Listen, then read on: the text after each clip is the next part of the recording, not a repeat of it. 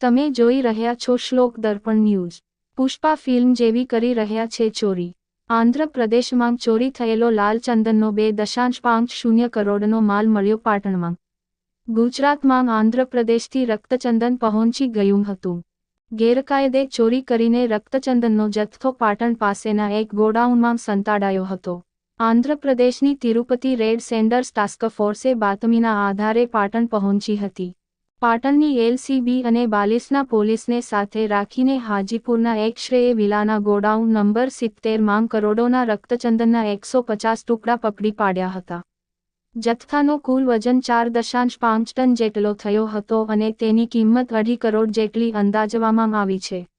આ સાથે જ પાટણના 3 શખ્સની પોલીસે અટકાયત કરી છે।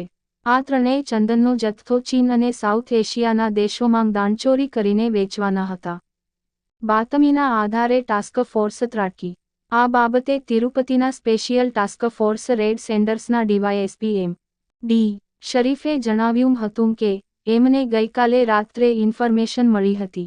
ઉત્તમ કુમાર, હંસરાજ અને પરેશ આ ત્રણેય રેડ સેન્ડર્સના ઇલીગલ ટ્રાન્સપોર્ટેશનમાં સામેલ છે, જે ફોરેસ્ટ એક્ટ મુજબ ખૂબ જ ઓફેન્સિવ છે। અમારા લોકલ સોર્સિસથી જાણ થતાં અમે લોકલ પોલીસને જાણ કરી હતી। લોકલ પોલીસની મદદથી અમે ત્રણેયને ડિટેન કર્યા છે। ઇન્ટ્રોગેશન દરમિયાન અંદર 154 રક્તચંદનના લાકડા હતા। 4.5 ટનના આ લાકડાની કિંમત 2 કરોડ આસપાસ છે। અમે પાટણ કોર્ટમાં રજૂ કરીને વધુ તપાસ માટે તિરુપતિ લઈ જઈશું।